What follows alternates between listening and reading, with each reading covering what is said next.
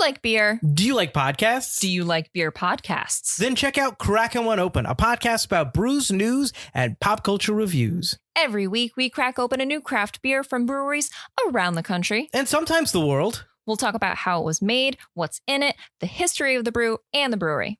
Then we'll give our tasting notes, and while we're finishing up, we'll talk about some of the latest goings-on in the world of pop culture. So check out Crackin' One Open with Mike and Elise, part of the Forgotten Entertainment family.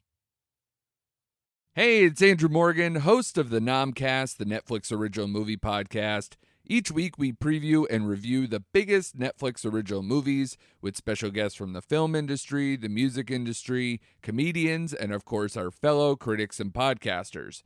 The Nomcast is available on nomcastpod.com or wherever you get your podcasts, on the socials at nomcastpod, and is a part of the Forgotten Entertainment family. Hi, I'm Shamar Griffith, codename Comic Shams. And I'm Andrew Tejada, codename Arate.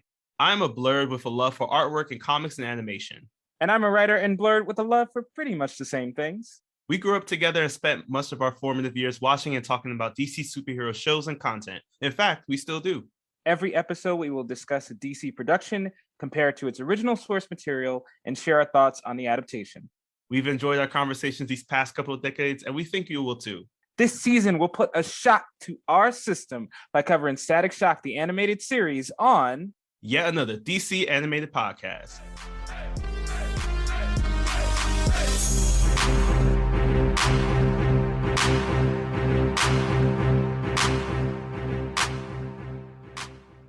Welcome to yet another episode, yet another DC animated podcast. My name is Shamar Griffith, codename Comic Shams.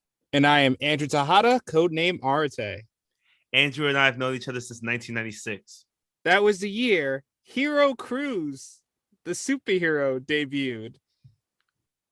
Is this a Terry Crews superhero origin story? Please elaborate. So apparently he was on a group of intergalactic ravers that featured hipsters and partiers from all over the galaxies. And he had a force field that protected him from most forms of physical assault. And he eventually lost his vest. So I guess he was just a guy at one point. What the he premiered in 1996. That's how it all comes full circle. Okay, and this is a movie, right? Or No, this is a DC Comics character. He first appeared in Superboy and the Ravers. Okay. All right. So this will be added to our future crossover event with our Forgotten Entertainment family of forgotten DC character. Yeah, because I have never heard of this guy. And it was either this or the Green Beetleborg as a black hero that premiered this year. So I went with this one. Oh yeah, this is much better, especially because it's talking about a forgotten hero, which is a theme of ours for this set of episodes as we are discussing the season 3 finale of the Static Shock series. We're covering episodes 14 and 15 titled Flashback and Blast from the Past. And as an homage to one of the greatest time travel films of all time, we're calling this one Throwback to the Future. Ew. Gotta love it. Gotta love all this stuff that's about to come up right now. There's a lot of nostalgia and some things that are definitely older than our deep cuts. So before we get into that, we got to talk about our main cast of Static as they are back, including some special guest stars as we have Terrence Stamp. He's joining the cast today. You know, he's played General Zod in the Reeve Superman films. He's joining us today as the voice of Dennis, aka Professor Menace, in our Blast from the Past episode. Next, we got this person. Her older brother basically changed the face of like Fox Animation in the early 2000s, but she would later go on to voice Haley Smith. But right now, she is Nina Crocker, aka Time Zone. We have Rachel McFarlane on the flashback episode for us today. Deep cut. That was a deep cut. I'm telling you, we're throwing it all the way back for all of these things, especially with this person here, Brock Peters, who's famous for his portrayal of Tom Robinson in the film To Kill a Mockingbird. He will later go on to voice Lucius Fox in the Batman the Animated Series, but today he is voicing Morris Grant, aka Soul Power, and this is like one of his last roles in his life. And this is such an amazing role, to be honest. Oh yeah, this is a memorable role. I'm glad he got to be a part of this one because he's really fun. It's a really fun character. and that soundtrack is fire. So Oh God, yes. And last but not least, we have Alfre Woodard, who you know her as Mariah Dillard in the Luke Cage series, and also her role in 12 Years a Slave, Clemency, and also Annabelle. Like the list goes on and on. She did double work in the MCU, to be honest. But before all that, you could find her here in this episode called Flashback as Jean Hawkins, Virgil's late mother. Yeah, she is so talented. She can play it all, and this is one of my favorite of her superhero roles. No shade to Mariah or the random woman that comes up to Tony Stark.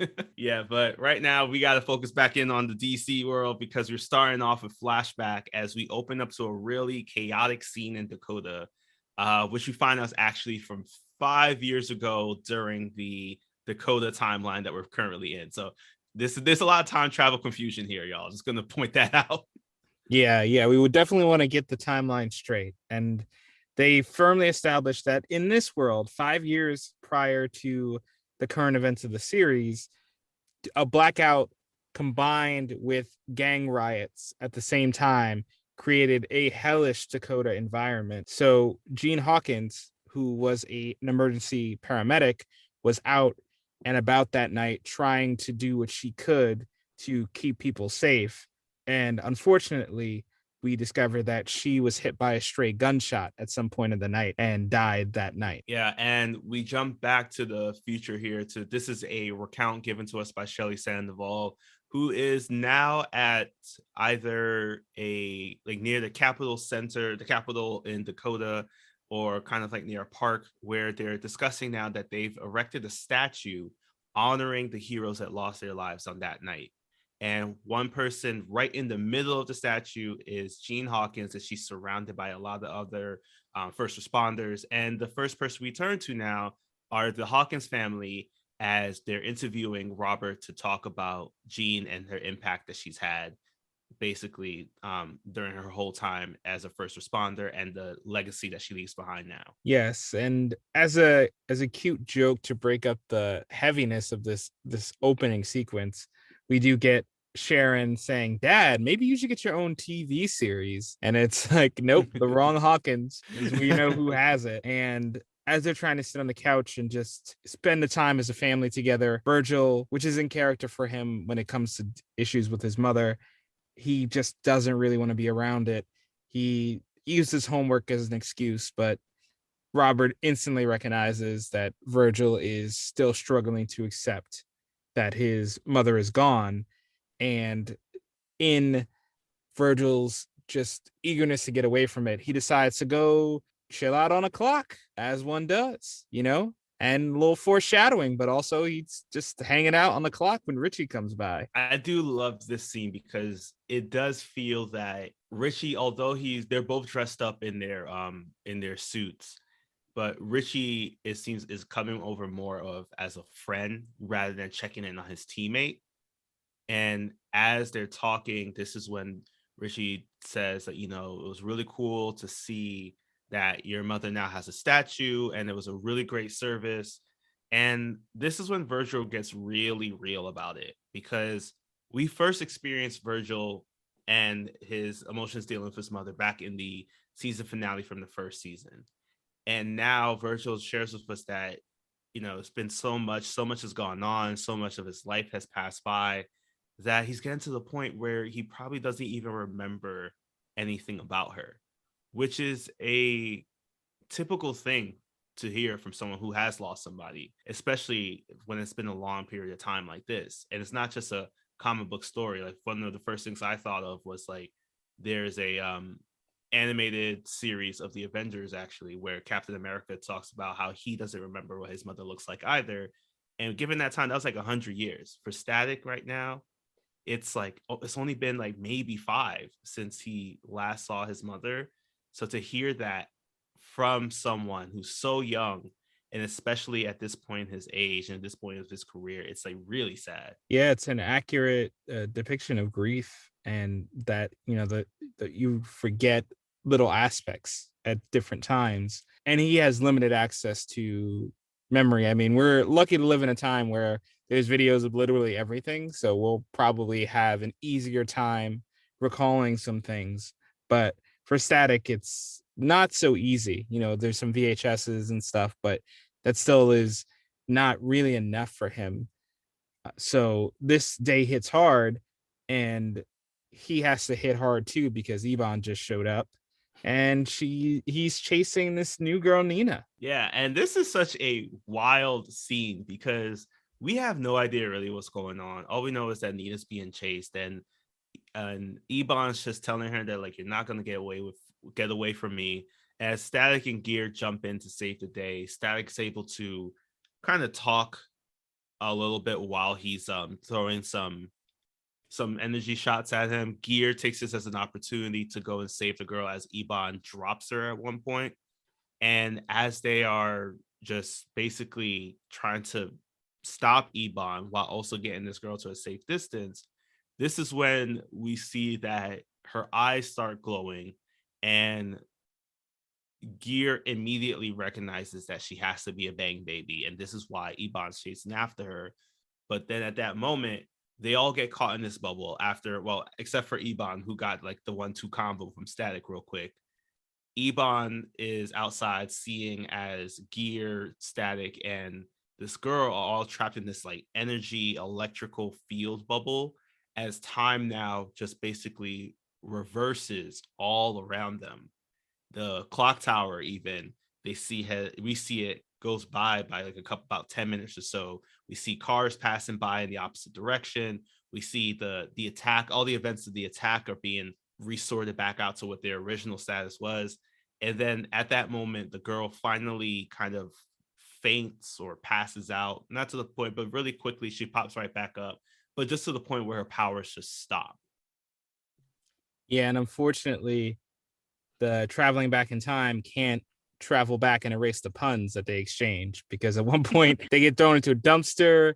Ebon says something about one man's trash, another man's trash. The water gets it from a fire hydrant, and they're like, "You want a nice shower?" It's come on, guys. What with the puns? Let's chill. Let's bring it back. So as you might expect from the thematic of the episode, once Virgil realizes that Nina has the ability to kind of go back in time, he starts putting the pieces together about what is possible with time. And Richie, of course, reminds him that there are time paradoxes and shenanigans to worry about. So Richie is kind of trying to keep a lid on this. And we also find out that Ebon, his whole incentive for time traveling is to avoid cops.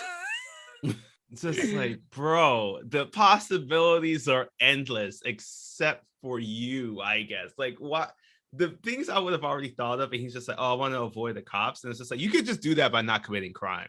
Yeah, you could save civil rights leaders, end slavery, get Apple stock, and you're like, let me just avoid cops. Come on, Ebon, we expect a little bit more from you. So eventually Richie is able to make a time travel remote. Yes, this is just like Click, and I'm gonna ask Adam Sandler if he stole the idea for Click. Oh shit, episode. It is like Click. Oh my god. It's a time traveling remote. It's the same thing. It's the exact same thing. I already had issues with the remote, but this makes it even so much worse. Yeah, so I don't know. We just know Richie through the remote says you can control her time travel field or whatever we're going with for the quantum explanation of time travel. And I do like that once Virgil realizes they can go back to the night of the blackout, he starts looking and sounding a lot like Flash, trying to go back in time and save his mom by screwing everybody over, because they're like, oh, paradoxes, whatever, we could figure it out. So they decide, yeah, they're going to go through with it. They're going to go back 5 years, but unfortunately they have a little bit of a guess with them. Yep, because at that moment, Ebon, he tracks Static at one point and is able to see that they're all talking. He overhears everything about the remote, so he grabs it. But at that moment, Static, in his desperation to try to go back in time and save his mom, he sends off an electrical blast at the remote, causing the circuits to heat up and fry out a little bit. And this is when Gear's just like, no, you can't do that, because what will happen is that it will send it into overdrive. And my first question to Gear is, why did you not make it out of ceramic like the guy, like Specs and Trapper did with the Alpha Machine? Like, this just seems like a red flag to have it be so susceptible to electrical blast. Yeah, your best friend is an electric monster, essentially. So it's like, why would you ever get that remote anywhere near him is beyond me. And we know this thing probably runs on double A's or something. Oh, yeah, definitely. So, or triple A's, the hardest ones to find. that's true. At least not D batteries. So, so now Virgil is thrust back into time with Richie and Ebon and Nina's new name, Time Zone. I'll give it to him. Yeah, I like it. I did like it. It flowed. It made sense. For the first time, I was like, no push, no kick, no spectral. We got a good name here. And upon going back to the past, Virgil almost immediately ignores the first rule of time travel and goes and exposes his identity to his mother and tries to, in his effort to save her from some fallen debris, he takes her to a roof away from the fight and says, hey, I'm here. I'm from the future. Here I am. So now this begins basically Static Point, which is now what I'm going to call it, because this went from 0 to 60 so fast. Like, I just don't understand. So as Static is talking to his mom, they have a really nice moment there in which she's just expressing how proud of him she is, and is quickly interrupted though by Gear calling up Static on the shock box, letting him know that he has not only found Alpha Industries, which was in Dakota about 5 years ago, but now Ebon has captured Time Zone and has her in the truck, and they quickly deduce that this truck must obviously be filled with some Bang Baby gas. And they realize that maybe what Ebon's plan is to drive the gas into the main, like, central hub of where the riots are, and transform every single person that is currently outside into a Bang Baby that he will now have 5 years of time to take over and control and really run Dakota. This was a better time travel plan. I'll give Ebon that. Yeah, I get what he's going for. I mean, there is a lot of room for that to go wrong in so many ways. I mean, so wrong. Like, he's lucky to have his little Bang Baby gang, Mm-hmm. but like, he has no idea how that would ripple out and affect his own creation if the gas went out earlier. Like, Ebon didn't think this through. Again, these are kids, so unlike in our last episode where we had to criticize all the adult plans, Ebon's young enough where I can believe he legitimately didn't think of this. He was just thinking of more power, more muscle, that kind of thing. So Virgil obviously needs to stop Big Bang 2.0 that was before the original one. Is it 2.0? The prequel Bang? No. Yeah, I was like, this is time travel, y'all. Time travel is confusing. It's all in a weird timey-wimey ball. And so before he leaves his mother, he again encourages her to chill for the night, stay low, keep her head down, and she imparts that she's incredibly proud of him and proud of the man that he's become and that he's a hero. Mm-hmm. So, they both get a sweet moment of bonding. And as Virgil flies away, his mother gets another call and of someone in distress, another kid in distress. And it's heavily implied that she just has to go where the call is. Yeah. So now Gear is chasing after the truck. He uses a zap cap to tangle up the wheels, which honestly was the most dangerous scenario that I can think of in order to stop this truck, because the brakes hit so hard I was like 90% sure it was going to tip over, but instead it crashes into a gas station, the gas station. So it's now clear, if based off of one set of time travel rules, Gear is the reason why the gas station of Solitude is abandoned. So now that they figure that out, Static swoops in. He tangles up with Ebon, and Gear's able to save Time Zone. But they find out that Ebon still has the remote in his pocket or the vest that he wears. So Gear calls that out to Static, and Static is able to take the remote using his electrical energy once again, which part of me is just like, did we not learn from like 10 seconds ago not to do this? So he takes the remote and is able to send it on over to Gear, who starts programming it, but realizes in that moment that like whatever they have to do, wherever they need to go, they need to get back now because this remote is about to blow. The gas is about to blow because it's next to the truck is next to the burning down gas station. So they're afraid that this might actually just stop, won't work if they don't get out in time.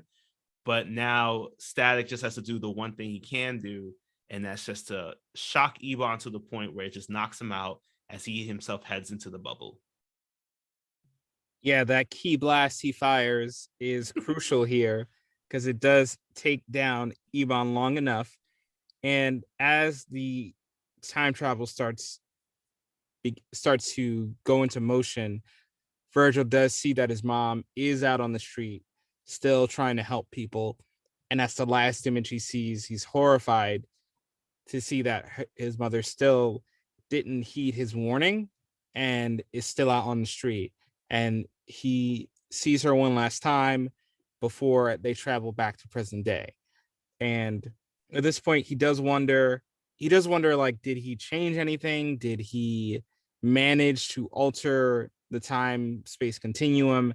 And upon getting home, he realizes sadly he did not, that the events have, his mother has still passed away, and this invites him to have another conversation with his father. Yeah, and I loved this conversation. It was at this moment in this conversation that I was just like, Robert Hawkins really they did such a great job in this dialogue, because as Virgil is just frustrated and upset about once again not being able to enjoy his life with his mother alive, Robert shares with him that, she knew what her responsibilities were. So, she would have been upset with herself if she didn't go out there and try to save as many people as she could. And what's even more important is that her love has always been a part of their lives, because he now shares that after, I guess this is that Virgil's impact did have a change, because when he shares that when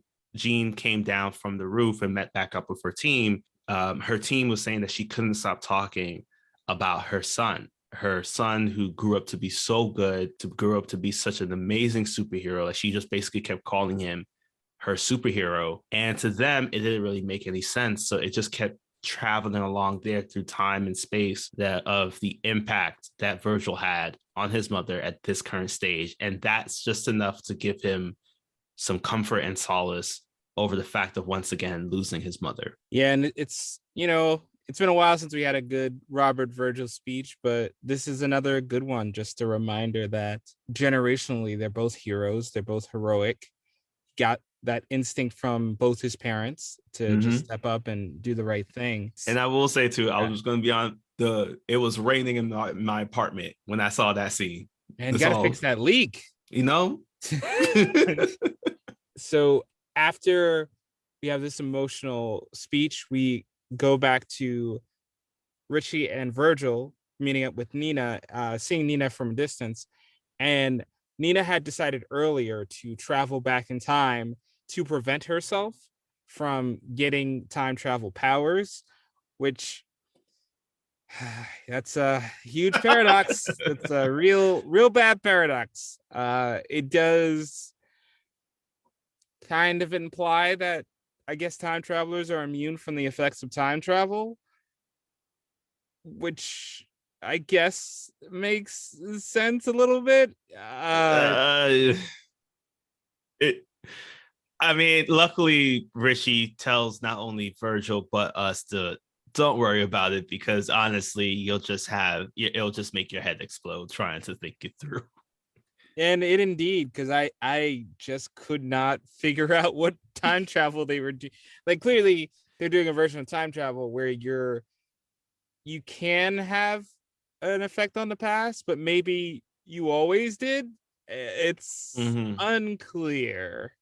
I mean, there's definitely some elements of Flash time travel because I'll just say spoilers in case you haven't watched any part of like seasons 1 or 2 of this so far 8-season series Or any Flash media at all.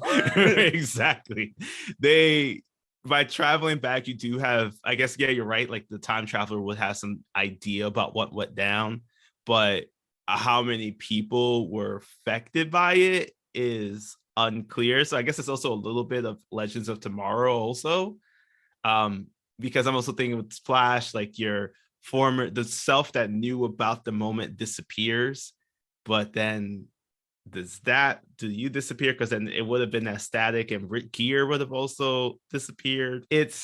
So that's what I'm saying, that maybe they have like more Legends of Tomorrow rules for static and gear, and then Nita had more Flash rules. Yeah, I think they were. Yeah. Richie gave us the best advice. We can't think too hard about it because it don't make no sense. Yeah, exactly. Especially we don't need to think about it because we have another great episode already lined up with Blast from the Past, and thankfully there is no time travel here. Nope, just straight up. Well, for a second, maybe. Very technically. Yeah. We just have more. We were too distracted by soul power. Yeah. So this one, we open up to now Virgil's reading a comic to a bunch of senior citizens at a retirement home. And I gotta admit, that's a nice thing to do. Like I should probably look into doing that, or when I get older, somebody out there, I want somebody to read me some comics, because the way that this whole room was just enthralled by what was going on. Like there was even a woman in the background knitting, like, oh shit, that's what happened. Yeah, it's like when you're older, someone come and read you Long Halloween every panel. I want it panel by panel, and I want descriptive imagery too. So here we get introduced to Morris Grant and Dennis. There are these two elderly men who are debating about the superhero in the comic book Soul Power. Morris Grant is basically just feeling this entire comic. Dennis is just like, he's hoping for the one day that Soul Power gets it coming to him.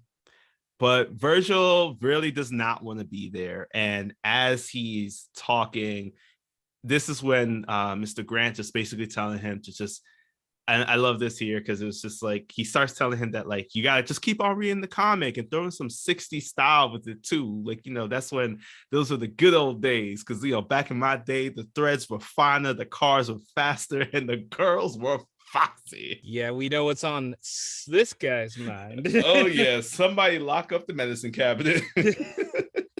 But as Virgil is justifiably disgusted by all of this talk, he's so young. He decides to go and check out the TV, and he sees that the Dakota Museum of Technology, is being robbed by these robots. And he decides to go up to the roof and get changed. But for some reason, he decides to turn around without his mask when someone follows him, and it's revealed that it's the old man, but not just any old man. This is Soul Power. Yes, which is really surprising to hear, because I was just like, what? They made comics after this man. Like this is kind of crazy. I just thought he was a fictional character, Soul Power, but he's here. He's not the Lone Ranger. He reveals that he knew that Virgil was static from the very first day that they met, because he was able to sense the electrical field around him. And this is where we learn that, unlike the Bang Babies, Soul Power got his abilities after some jive turkeys were trying to mess with the Hoover Dam. I am quoting this line for line. Some jive turkeys were trying to mess with the Hoover Dam, so he jumped in, and during the explosion, he got hit by all the power, and he turned into the hero with the power of 10 turbines. And he's been saving Dakota since the 60s, y'all. Yeah, apparently he retired a long time ago, because we've never heard about him. Right? Where did he? Also, why was there no record of any superhero before the Big Bang? Yeah, you would think so. Like Icon probably knows him. So the reason why Soul Power decided to come out of retirement is because his old foe Professor Menace used to use robots like the one at the museum. So he figures now it's time to jump back in. So Static and Soul Power travel, and I absolutely love this. That while Static is on the disc and he's like comfortable on the disc, Soul Power is like, we used to surf the the electric lines to get around. Which it's like, I hope the electric lines are all where crimes were, because I don't know what you do otherwise. Walk? Yeah, but this is when Soul Power kind of gives him some words about like how his final fight went down with this guy, Professor Menace. So he was saying that during this fight, they were throwing blow for blow, and then there was an explosion that caused them to both be taken out. But Soul Power, when he came back to observe what was going on, he didn't find any trace of Professor Menace. So he just assumed that Professor Menace was killed in the blast. And this is when he decided to hang up his Afro pick. And he then goes over to like basically just lives a normal life. And Static is just amazed by this story, but then gets distracted as now Soul Power decides to slide across the electrical lines as he did back in the day.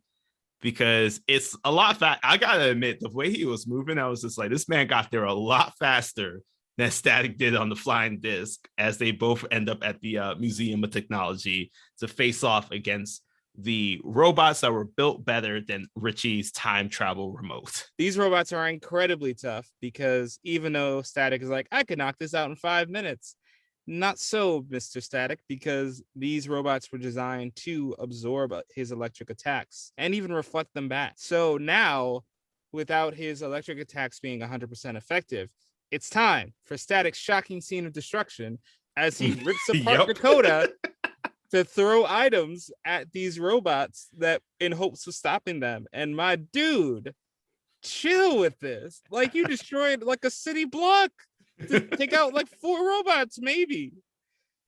One of these days, we're gonna find out that Static is in the hand. It's like someone's paying Static to do all this stuff, to just basically get some construction going on in Dakota.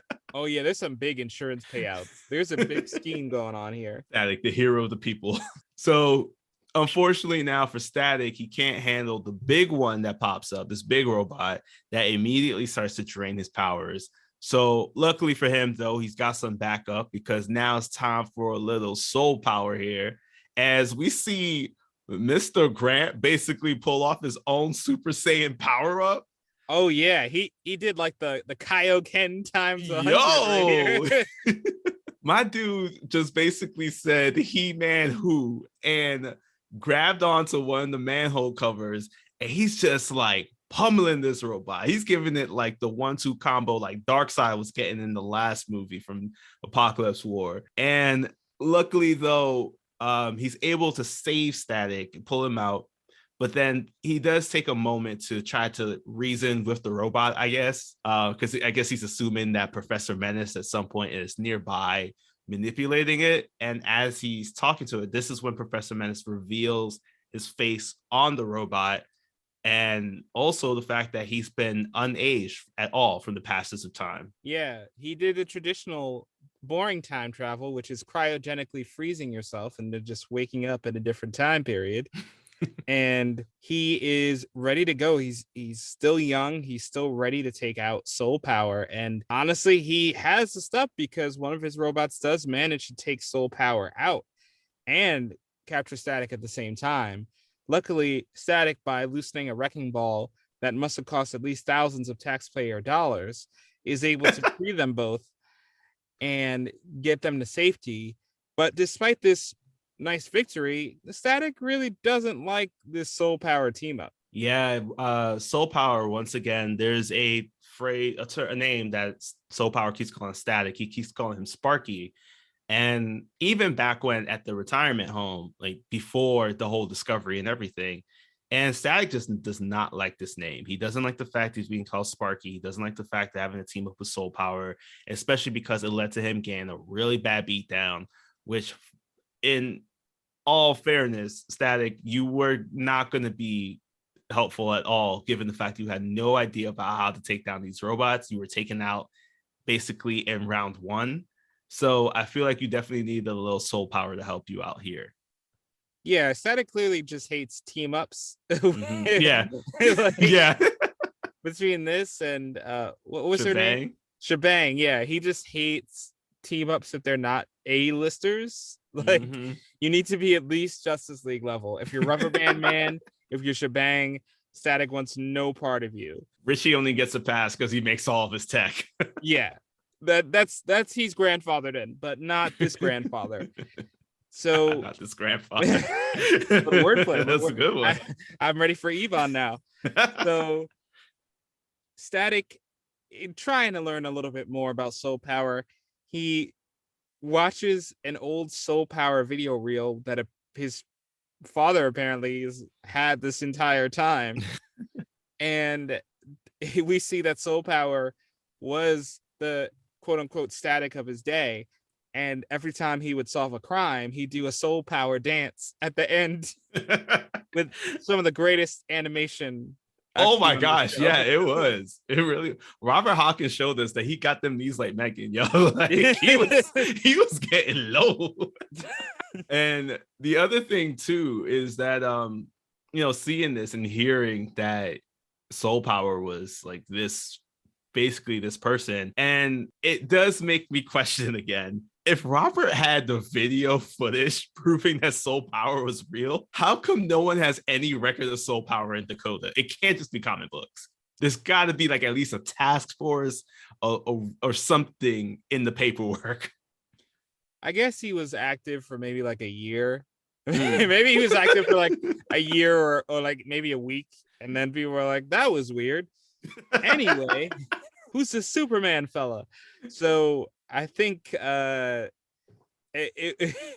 a weird, it's again, like the time travel episode. You can't think about the timeline too much, but clearly he's made a difference. And Static decides, all right, has not much of a choice but to work with him.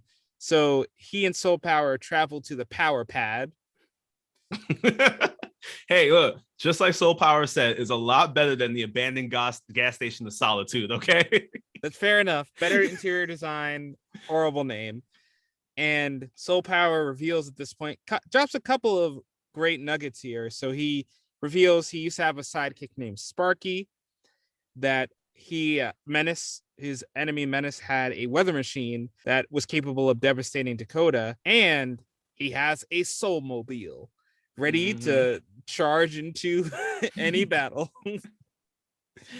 I love this because it's the flyest mode of transportation on 4 wheels. It had a little Black Power sign on the front, and then I don't know what kind of radio system it had, but I'm pretty sure it was bumping, and it all ran on his power. So even though it looks like a clunker to Static, they get to everywhere they need to get to pretty fast as they head on over to the office of Phil Rollins, who is probably the even bigger fan of Soul Power than Virgil's dad is, as they are going back and forth now. Unfortunately, Phil owns a bunch of satellites or runs a company that has access to a bunch of satellites. So Soul Power is asking him to basically give him access so that he can find out, 1, where Professor Menace could be located, and 2, just really kind of to find out where this machine may be located, because it can be devastating, and they're really worried that it could be this weather machine coming back up that could really destroy Dakota. But we learned that the biggest threat to Dakota and to Soul Power and Static's main plan is security clearance, because Phil Rollins refuses to give them access to the card that would allow them to track into the satellites. Yeah, and as they are leaving, they're like, oh, maybe we hit a dead end. But Soul Power says, sometimes static electricity just causes things to stick, like this security card. And it's a funny moment that earns some respect from Virgil. He loves that petty theft. And what they are able to access the satellites to try to figure out where the weather machine might be activated, leading to a great line where while they're narrowing it down, Soul Power's like, is it this place or this place? And Virgil's like, nah, most of that stuff is global warming. My dude. Too soon. Too soon. So they do find the location and they immediately go off in the Soulmobile in an effort to stop the Professor Menace once and for all. Yeah, they find themselves flying out over to the Dakota Hills, and they're immediately captured. Like pretty immediately. Yeah, like on site. So Professor Menace reveals that this is a perfect opportunity to get the last thing that he needed to power up his machine, which is the power that Soul Power and Static have combined, as he's now turned them into 2 AA batteries for his machine. And this is where all seems lost, because earlier in the episode, Static does find out that Soul Power has this device as a power amplifier, but because of the age, he's a little worried that maybe it actually might short him out and fry him. So instead, he uses it on the thing that has him held up, which is like these mechanical arms, and is able to short out the arms, and he's able to free Soul Power. But now Soul Power is just sad and down on his luck, saying that, like, maybe he is too old for this. Like, he basically provided the energy necessary for Professor Menace to take over Dakota by giving him the power of this machine, and there's nothing that he can do. But luckily, they have a friend that just pops up, because Soul Power sees that his good old friend Phil Rollins comes in. We don't know how, but he's here to cheer him up. He's here with the inspirational speech. But then we find out that he's also here to recharge him. Yes, Phil Rollins is indeed Sparky. And I do like how they did mention, like, did he have meta powers too? And it's revealed that he has a suit that can generate an electric field. So kind of akin to Black Lightning, whereas Black Lightning suit helps him more channel his powers in some continuities. We have the opposite, where the suit generates the powers, which I think is a really nice little twist. And now that we have 3 electrically charged people, I mean, screw Richie, I guess, on this mission. He's like, where is Gear? This one's for the brothers guy. So the 3 of them realize that the base of operations is underneath the retirement home. Static, showing continued blatant disregard for any structure in Dakota, blasts a hole through a wall, revealing the secret base of Professor Menace. And now, with the Soul Power theme blaring, it's 3 versus 3. The 3 electric brothers versus some robots. Yeah, and Static and Sparky quickly are taking down the robots as Soul Power faces off against his mortal enemy. As now we get basically kind of like with our last episode, the Dragon Ball Z Budokai energy battle, where Soul Power and Professor Menace are shooting against each other. Professor Menace sends off his strongest I-beam blast, and Soul Power is using his electrical powers as a field to defend it, while also setting off his own blast. And this is where Static and Sparky decide to channel their inner Goku and provide Soul Power just enough energy to Gohan up and take out Professor Menace once and for all. And it's at this point we get a interesting reveal where, so it turns out that in this interesting reveal that the old man at the beginning, who was there reading the comics and was like, Soul Power sucks, essentially, was the mastermind. He was Professor Menace this entire time, and he didn't cryogenically freeze himself. He just used some kind of image-inducing device to make himself appear young, to throw Soul Power off his game, I guess. It's a real roundabout way of doing it. But he did it. But this is the end for this old man. He's not getting any more pudding at the retirement home. He's going straight to jail. And in this, after taking him down, this sparks mutual respect between Virgil and Soul Power. Yeah, and this is when Soul Power decides he is hanging up the costume and the soul medallion, this lightning bolt medallion for good. And before he goes, Virgil asks for one last thing, and this is what closes our episode. He asked to be taught the funky fresh Soul Power dance as the two end the episode dancing together, now making this the second dance routine that DC has provided us that we now need to learn. Looking at you, Peacemaker, we're still going to get it done. Do not worry. No matter how many years. Exactly. No. Hey, I mean, if Soul Power could be it could be active for all these years, hey, it's good to give us some time to learn this dance. But now that was the last 2 episodes of the season 3 season of Static Shock, and also for our episode here. So if you had to gauge this based off of our 2 episodes, which one sparks, life into you as one of the best Static episodes, and which one kind of, I guess, kind of grounds you out like Static's been hit by water? I mean, fortunately, this was a solid week. Static these are not the B episodes of Static. They really brought their A game for these, and they both have such great merits. I think it was great to get some payoff for the Virgil and Gene Hawkins storyline, and this Soul Power was a fun romp. I think in the end, is Soul Power kind of just barely got it for me. And I think what the big determining factor here was when you have the opportunity for Virgil to go back in time and meet his mom. I did love that they had a conversation, and I thought that was really beautiful.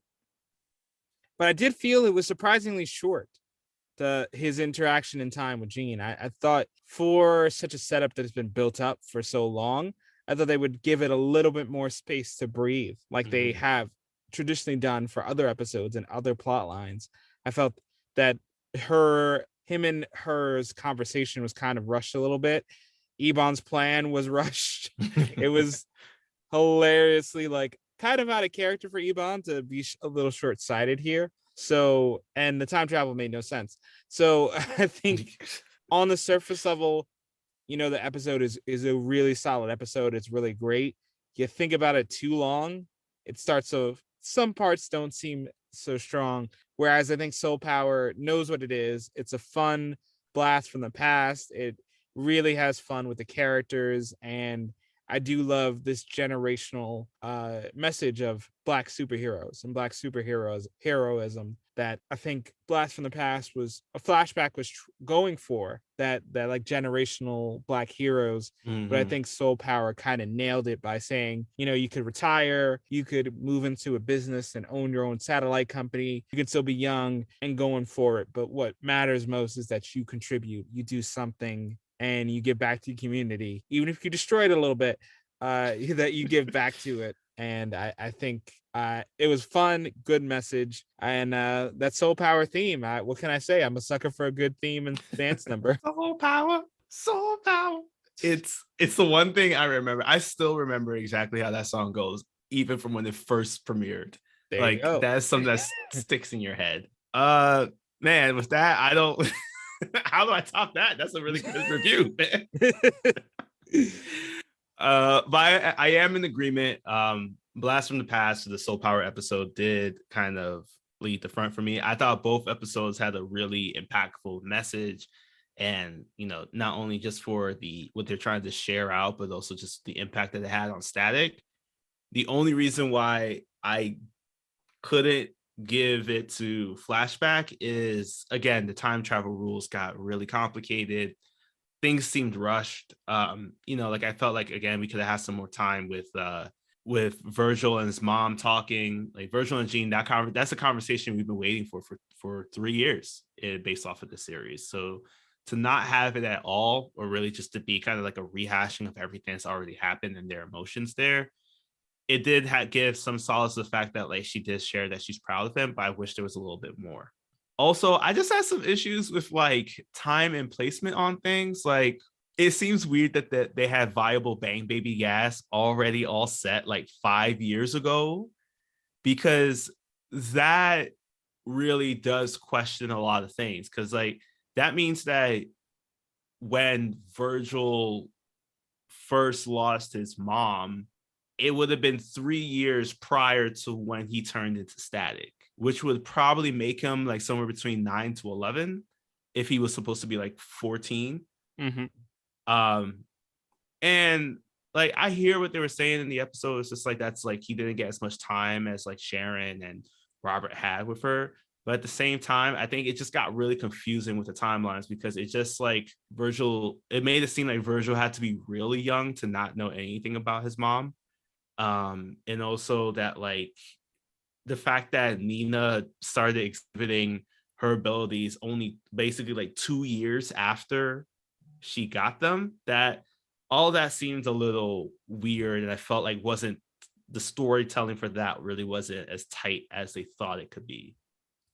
Yeah, I felt like there was I know it's a kid show, but I'm always very critical of time travel narratives for Agreed, yeah. cohesion, because if you're going to do it, you got to make sure it's internally sound.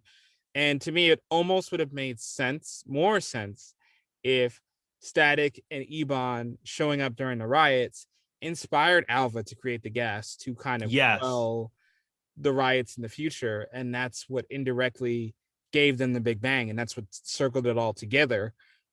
So maybe it was like a prototype gas or something like that would have been a more interesting route to kind of bring everything full circle. Mm-hmm. And again, I have no idea. Like Ebon's plan, to me, it would have made 1,000 times more sense for Ebon to just want to stay there 5 years in the past and take over Dakota, because he'd be virtually unopposed by any other Bang Baby. So, yeah, I think that would have been an interesting thing if he just wanted to travel back and just try to carve out an empire, create a gang that night from the riots, because literally nobody had the capability to stop him back then. I think that would have been a more interesting turn and plan for him to embark on, instead of let me make a bunch of potential enemies and 80 more statics by making a bigger Big Bang. Yeah, agreed. And also just him finding the gas didn't really make much sense to me. Like I wish they kind of showed a scene in which Ebon and maybe Time Zone happened to be put into Alva Industries. It's like that's where they popped up, and then that's how they found out about the gas. Like we completely forgot about Ebon once Static started talking to his mom. Like it just didn't make sense for that they were able to find that gas, know exactly what it was, and then he knew this was the course of action for his plan. It to me, just that part didn't really make sense. Yeah, exactly. Just a lot of narrative holes in what should be fairly straightforward story. It surprisingly has a lot of things where like you really can't think about it too much. Right. Also, one last thing I did have to think about a lot though. Why was Time Zone's powers controlled by a remote control? Like if she happened to lose the remote control, as I'm pretty sure we've all done throughout history, would she be able to access her power? Right. Yeah, they never said that it stabilized her powers, just that she could control them. Mm-hmm. So I don't think it really solved any her problems. It didn't, especially because what if someone else took it, like as Richie did, and was just controlling her? You basically took away all her agency there, bro. Yeah, she was literally just a time travel device and nothing more. Well, that was basically our impromptu arte alteration of the entire episode of Flashback. So as we went through that story, we're now going to talk about some comic book stories since you dropped that comic book knowledge. In this one, our main comic book connection is Soul Power. Soul Power is not a comic book character, unfortunately. No. I would have loved to have read the entire run of Soul Power, though. I would definitely have added that 60s style to it. But Soul Power, the character of Morris Grant, you can already hear the name inspiration a little bit there, was created for TV mainly because we couldn't get the other electrical superhero in the DC universe, Black Lightning. That makes so much sense because he was right there. He's right there, just waiting. So there's not much that I can just share about this except for like the little the issue that came out of it was that they wanted to include Black Lightning, and even if you look at the style that Soul Power had back in the old footage in this comics, we had that afro and that very deep V-neck cut sweater or shirt. That is basically Black Lightning, just with a different color design. And the only reason why we couldn't get Black Lightning is because DC, unfortunately, was not willing to lease out the character for this episode. And even though there were several plans to create this this bond between the two characters, given the fact that both of these characters are so alike in so many ways, not only just based on their powers, but also their stories and just like the communities that they're serving. Yeah, to this day, I still am hungry for that Black Lightning Static real team up partnership that is only Young Justice scratched the surface, like barely an appetizer. And I was hoping somehow on Black Lightning it would happen on the TV show before the end, but it didn't. So I'm still hungry for a Black Lightning Static team up mentorship episode. Give me something with these two already. Yeah, and it's right there. You're right. Like we want this. It is, there are so many jokes that people have made about this bond that like we just at this point we just need to see it happen. It's not hard at that point because again, Black Lightning just touched the surface of it within the Young Justice episode. And like we got that time jump where now it seems that there's been some mentorship there, but now they're their own separate heroes. But the only reason that we haven't been able to get this is because DC doesn't want to pay the Black Lightning creators at that time. I'm pretty sure it's a very much different scenario now, but at that time they didn't want to pay the Black Lightning creators, Tony Isabella and Trevor Von Eden, for the use of the character in this episode. Now, before people get up in the uproar, it's like, oh no, DC, how could you? This is a common thing that does happen within comic book media. There's been a lot of times and a lot of issues in which big companies like this, unfortunately, either have delayed the payment of the use of characters in their media. Like I'm just speaking about Winter Soldier with Marvel and Disney, and the whole situation with Ed Brubaker and Steve Epting. So it's not uncommon for this to happen. Our heroes have bounced around through the ages, and it's very hard right now to get a lot of them back under one house. But fortunately, we're getting to a point where a lot of these characters are being recognized as creations from these big corporations and these big comic places. So we will get them all back and be able to have that full, clear, concise storytelling that we wanted and be able to see them come to life. But in the meantime, I'm very glad that we got a chance to create a character like Soul Power and Sparky to some extent. I just thought it was, Sparky was meh to me just because he wasn't in the episode as much. But Soul Power has such a crazy impact on us. Yeah, maybe one day, for Halloween kids, maybe think about going to Soul Power and Sparky and watching everybody be extremely confused. But you'll have the most obscure Halloween costume, I guarantee you. And you will also earn our respect. So just letting you know that you will earn our forever respect for that. And the last thing I got is just that it's not comic book knowledge, but it's just real world knowledge. It's just the riots. Like these riots that we saw in Dakota are very reminiscent of the 1992 LA riots following the verdict of the Rodney King trial. So it is not uncommon to see civil unrest kind of happen here. In this case, it just happened because of the power outage, which is also not uncommon. So, but I think the fact of the way that they discussed it and the way that they were talking about the impact that the first responders had on it, I saw a lot of elements of trying to bring back the community in the same way that we kind of saw with the LA riots, the aftermath of that. It does put new context to the series, as if you have an incident where tons of people are injured or or lose their lives, that's going to ripple out on the neighborhood and affect the neighborhood long term and make things hard to recover from. So having this as a basis for what Dakota is now makes a lot of sense, why we get a lot of people who are coming in from difficult situations or are lashing out. If this is the foundation and they get here, it makes complete sense.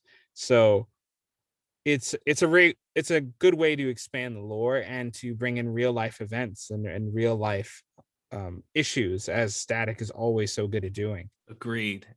Because these are the things that we love about the comic books world. There's so much great social commentary here, and I'm just using the LA riots here as an example of something that's pulling from. But there have been a lot of other moments, as you were just saying, that this could be related to. So see the way that they've built and moved forward in these cases, and this world doesn't have to be fictional. There are so many great elements of it that we can bring into our society nowadays. But I am glad that we have great ways like this to bring back and really connect our history so that we don't lose that. All right. Well, that's it for our episode. That wraps up season 3 of Static Shock. We'll be back very soon with season 4 in the last season of Static Shock, which is going to be crazy because we're going to see a lot of knots being tied up, some T's being crossed, some I's being dotted. So I am very excited to see where season 4 takes Static in gear. Yeah, I'm excited for the Carmandillo arc that I've heard so much about. 7 episodes of Carmandillo as the main villain. I think I read it on a message board somewhere. So I'm excited. With a special guest appearance by Tusk. That would blow my mind. Well, then, until then, y'all, take care of yourselves, and remember that if somebody comes up to you and says the phrase "young blood," listen to them. They know what they're doing. And if you get a time traveling remote, go and give yourself some Apple stock that you can only open the day after you time travel, so you don't create a paradox, and become rich. Exactly. We're looking at you, Ebon.